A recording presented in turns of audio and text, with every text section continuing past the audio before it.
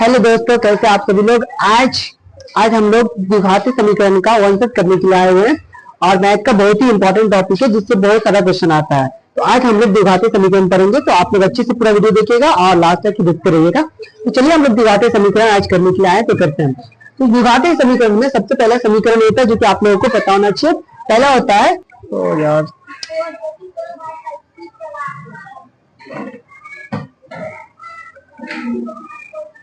तो सबसे पहला समीकरण होता है a x square plus b x plus c is equal to 0। इसमें ये होता है द्विघाती समीकरण का व्यापक रूप होता है। क्या होता है?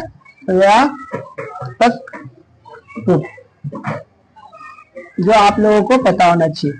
द्विघाती समीकरण का व्यापक रूप होता है, आप लोगों को पता होना चाहिए। इसमें हम लोग ए और बी और सी निकालते हैं। जैसे कि एक्स स्क्वायर को छोड़ के बाकी जो बच्चा है उसे हम बोलते हैं ए, और x को छोड़ के बाकी जो बच्चा उसे बोलते हैं बी, और लास्ट में जितना रहता है उसे बोलते हैं सी। तो इसी प्रकार से हम लोग निकालेंगे एक्स स्क्वायर, ए निकालेंगे, फिर बी निकालेंगे, सी निकालेंगे। इसमें फॉर्मूला होता है जो आप लोगों को पता होना चाहिए कि डी बराबर होता है, डी को बोलते हैं विवेचक, क्योंकि डी बराबर होता है बी स्क्वायर माइनस 4ac। ये फॉर्मूला पे हम लोग क्वेश्चन करेंगे, बहुत सारा क्वेश्चन करेंगे, और इससे आप लोगों को नेचर भी पता चलेगा कि ये कुछ जो वास्तविक नेचर है या समान है या असमान है, ये सब अलग अलग प्रकार के नेचर होता है द्विघाती समीकरण का, वो आप लोगों को पता होना चाहिए। तो सबसे पहले हम लोग ये क्वेश्चन लेते हैं और उस क्वेश्चन पे करते हैं। जैसे हम क्वेश्चन लेते हैं आपके सामने कि 2x स्क्वायर, आप लोगों के सामने क्वेश्चन लेते हैं कि 2x square plus 3x plus 7 is equal to 0। इस क्वेश्चन में बोला गया आपको कि इसमें विवेचक निकालने के लिए, विवेचक को ही हम लोग डी से दिखाते हैं, ठीक है। तो विवेचक निकालने के लिए बोला जाए तो इसमें हम सबसे पहले निकालेंगे ए। तो ए बराबर कितना होगा? एक्स स्क्वायर को छोड़ के, मतलब ये छोड़ के जो भी बच्चा उसे बोलते हैं ए। फिर बी निकालेंगे तो बी एक्स को छोड़ के जो भी बच्चा उसे बोलते हैं बी, मतलब 3 बच्चा, और लास्ट में जो भी है लास्ट में उसे हम बोलते हैं सी। तो ये ए बी सी निकल गया। तो ये फॉर्मूला में बनाएंगे, ये फॉर्मूला इसी तरीके से हम लोग इस फॉर्मूला में बनाएंगे। डी बराबर निकालेंगे, लिखेंगे डी बराबर लिखेंगे B square minus 4ac, B square minus 4ac। अब बी की जगह कितना है? 3 है, तो बी की जगह 3 है तो 3 देंगे, लिखो 3 और 3 का स्क्वायर, तो 3 का स्क्वायर फिर माइनस 4, और ए की जगह कितना है? 2, तो 2 लिखेंगे, और फिर सी की जगह कितना? 7, तो 7 लिखेंगे। तो यही करेंगे, आप गुना कर देंगे। पहले 3 का स्क्वायर करेंगे, तो 3 का स्क्वायर कितना होता है? 9, 3 का स्क्वायर होता है 9, लिखेंगे 9, फिर लिखेंगे माइनस, फिर 4 को 2 से गुना करेंगे तो 4 दूनी 8, और 8 को 7 से गुना करेंगे तो 8 7 56, फिर आप लिखेंगे 56। अब घटा देंगे, दोनों में से चेक करेंगे बड़का कौन है, दोनों में से चेक करेंगे कि बड़का कौन है। तो बड़का है 56 का आगे माइनस के चिन्ह, तो माइनस लिखेंगे और 56 में से 9 को घटा देंगे, तो घटाइए 56 लिखिए, उसके बाद यहाँ पे 9 लिखिए, उसके बाद घटा दीजिए, बचेगा 7, यहाँ पे बचेगा 4, तो 47 बचेगा, यानी कि 47 का आंसर आएगा। डी बराबर के आगे 47 आ गया। तो इसी प्रकार से हम लोग डी निकालते हैं, यानी कि इसी को बोलते हैं विवेचक। तो बहुत ही आसान तरीके से हम लोग विवेचक निकाल सकते हैं, इसका नेचर भी पता कर सकते हैं। और विवेचक के बाद आता है हम लोगों को कि आप लोग ये पता कीजिएगा कि शून्य, देखिए द्विघाती समीकरण का 2 शून्य होता है और त्रिघाती समीकरण का 3 शून्य होता है। इसी प्रकार से हम लोग घात भी देखते हैं कि किसका कितना घात है।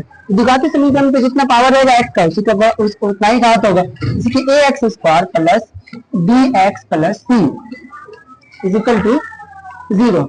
तो x का पावर कितना है? x का पावर यहाँ पे कितना, सबसे ज्यादा पावर तो 2 है, तो इसलिए यहाँ पे इसका द्विघाती समीकरण का 2 घात होता है। अगर यहाँ पे 3 लिखा रहता है तो द्विघाती समीकरण का 3 घात होता है। तो इसी प्रकार से हम लोग निकालते हैं, कोई भी घात भी निकालना है। अब हम लोग निकालेंगे, इसमें शून्य निकालने का आता है। शून्य मतलब अल्फा और द्विघाती बहुपद का 2 शून्य होता है, एक होता है अल्फा, दूसरा होता है बीटा, और त्रिघाती बहुपद का 3 शून्य होता है, एक होता है अल्फा, बीटा और गामा।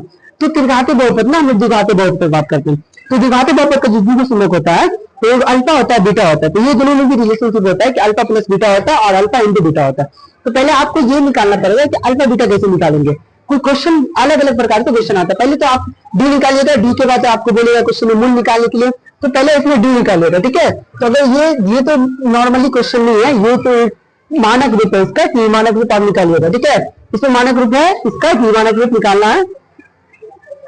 इसके बाद हम लोग आगे बढ़ते हैं कि एक दूसरा मतलब का, मान के चलो क्वेश्चन दे दिया, कोई भी क्वेश्चन दे दिया, कोई भी ऐसे क्वेश्चन ले लेते हैं, और उस क्वेश्चन का हम लोग को मूल निकालने के लिए बोला। क्या निकालने के लिए बोला? मूल निकालने के लिए, यानी कि शून्य निकालने के लिए बोला। आराम से निकाल लेंगे हम लोग। जैसे कोई क्वेश्चन लेते हैं, जैसे कि लेते हैं 5x square plus 2x minus 3 बराबर 0।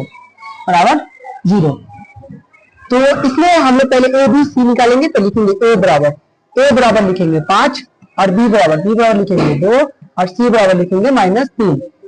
इसी प्रकार से आप डी निकालेंगे, इसमें तो डी निकालेंगे, इसी तरीके से निकालेंगे हम लोग। तो लिखेंगे डी बराबर लिखेंगे बी स्क्वायर माइनस 4ac, और इसमें बी स्क्वायर का तो बी की जगह कितना है 2 है, तो 2 का स्क्वायर करेंगे, फिर माइनस 4, ए की जगह कितना 5 तो 5, और फिर सी की जगह -3 तो -3। अब देखो 2 का स्क्वायर करेंगे तो 2 का स्क्वायर करेंगे तो कितना होगा 4, तो 4 लिखेंगे, फिर माइनस गुने माइनस, तो माइनस गुने माइनस क्या होगा प्लस होगा, और 4 को फिर 5 से गुना करेंगे, तो 4 को 5 से गुना करेंगे 4 5 20, और 20 को फिर 3 से गुना करेंगे तो 20 किया 60, तो यहाँ पे लिखेंगे 60। अब 60 में 4 जोड़ेंगे तो कितना होगा 64, ये आपका आ गया क्या डी आ गया। तो ये डी निकालते हैं, इसी को बोलते हैं विवेचक, इसी को क्या बोलते हैं विवेचक। अब हम लोगों को शून्यक निकालना है, यानी कि मूल निकालना है, तो मूल निकालने के लिए हम लोग को एक फॉर्मूला आता है जो आप लोगों को याद करना पड़ेगा। बेटा x बराबर होता है -b प्लस माइनस रूट अंदर बी स्क्वायर माइनस 4ac, अब बट्टे के नीचे होता है 2a। ये फॉर्मूला होता है आप लोगों को शून्यक निकालने के लिए होता है। शून्यक कोई भी समीकरण का शून्यक आराम से ये फॉर्मूला पे निकाल सकते हैं। शून्यक 2 प्रकार से निकाल सकते हैं हम लोग, एक होता है गुणनखंड विधि से और दूसरा होता है नॉर्मली आप लोग ये विधि से निकाल सकते हैं। तो ये फॉर्मूला की विधि से आप लोग बनाइएगा तो बहुत इजी तरीके से समझ जाइएगा। तो ये क्वेश्चन था, इस फॉर्मूला पे हम लोग क्वेश्चन करते पहले, वहां पे था क्वेश्चन डी निकालना, इसमें डी निकालना, फिर एबीसीडी निकालना। तो पहले हम यहाँ से देखते हैं कि ए बराबर कितना था, ए बराबर था 5, बी बराबर था 2 और सी बराबर था -3। तो लिखेंगे यहाँ पे बी की जगह कितना था, बी की जगह यहाँ पे था, बी की जगह था 2, तो लिखेंगे 2, यहाँ पे माइनस है तो माइनस लिखेंगे -2, फिर प्लस माइनस, बी की जगह कितना है 2 है, तो 2 का स्क्वायर करेंगे, और फिर -4, मतलब ये अगर यहाँ पे डी भी लिख दे तो डी के इक्वल है, तो ऐसा हम डी भी निकाल ही लिया है, तो यहाँ पे डी लिख देते हैं, लिखेंगे 2a।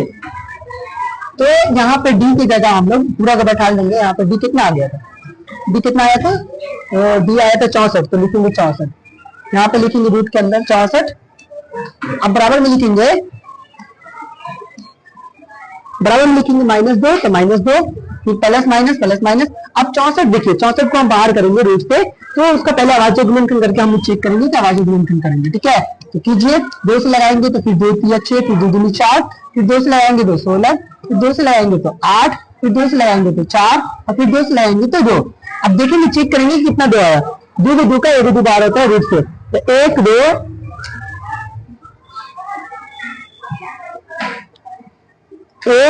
3 4 5 6 को 2 आया, तो 6 को 2 का मतलब 2 को 2 का 1 2 बार होता है, तो 6 को 2 का कितना बार होगा 3 को, तो 3 को 2 बार मतलब कि रूट के अंदर ऐसे लिख देंगे 6 को 2, 2 गुने 2 गुने फिर 2 गुने फिर 2 गुने फिर 2 गुने फिर 2, 1 2 3 4 5 6, 6 को 2 हो गया, नीचे में लिखेंगे 2।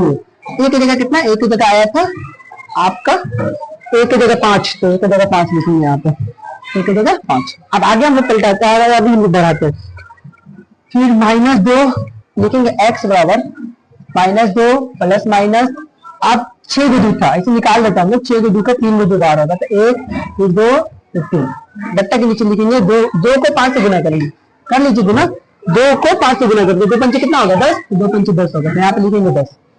अब यहाँ पे एक और प्लस में साइड करेंगे, एक और माइनस में साइड करेंगे, मतलब अलग अलग कर देंगे दोनों को। तो कीजिए, लिखेंगे x बराबर लिखेंगे -2 फिर प्लस 2 दूनी 4 4 दूनी 8, तो आप लिखेंगे 8 बट्टा के नीचे 10, एक प्लस वाला साइड करें, एक और माइनस वाला साइड करें, तो -2 फिर -8 फिर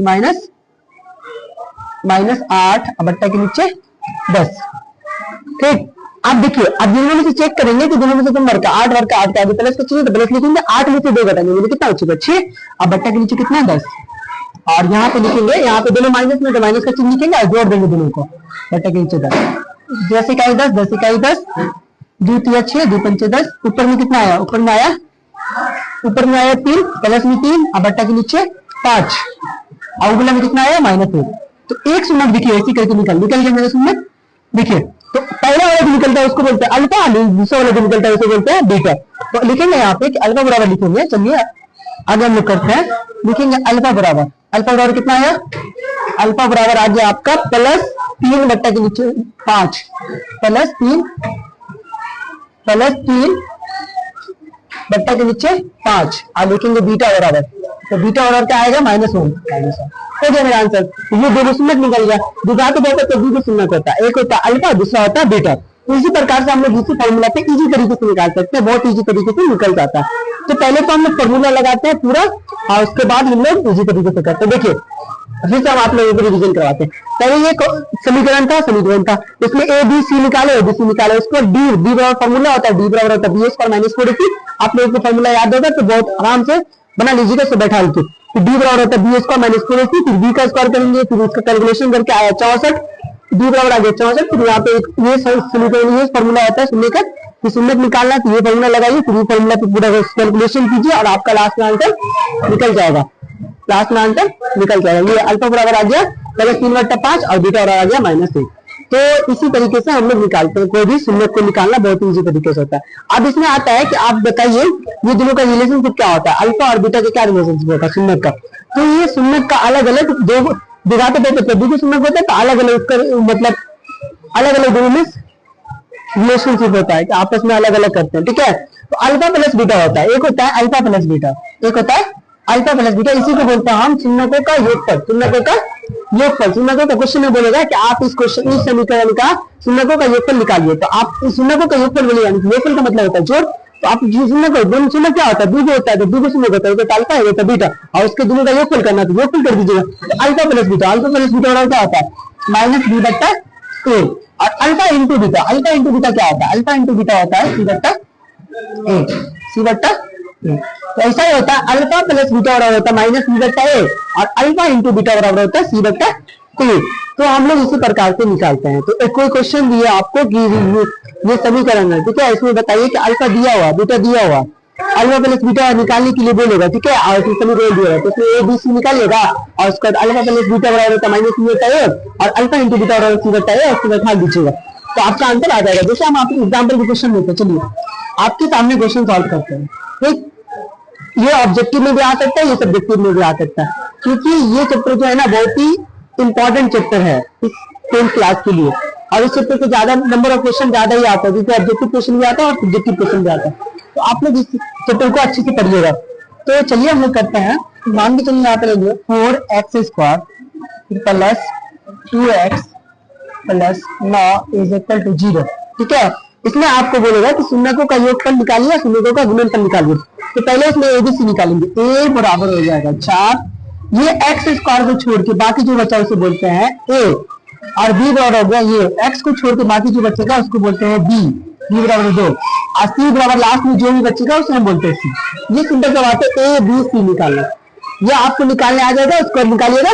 जो भी क्वेश्चन बोले शून्यकों का योगफल बोले तो निकाल दीजिएगा। शून्य का योगफल क्या होता है, शून्यकों का योगफल मतलब जोड़, तो अल्फा प्लस बीटा क्या होता है -b। देखिए दिमाग लगाइएगा, -b और यहाँ पे प्लस है तो प्लस गुना माइनस तो माइनस, और 2 b की जगह कितना 2 तो 2, अब बट्टा के नीचे a बराबर कितना 4 तो लिखेंगे 4।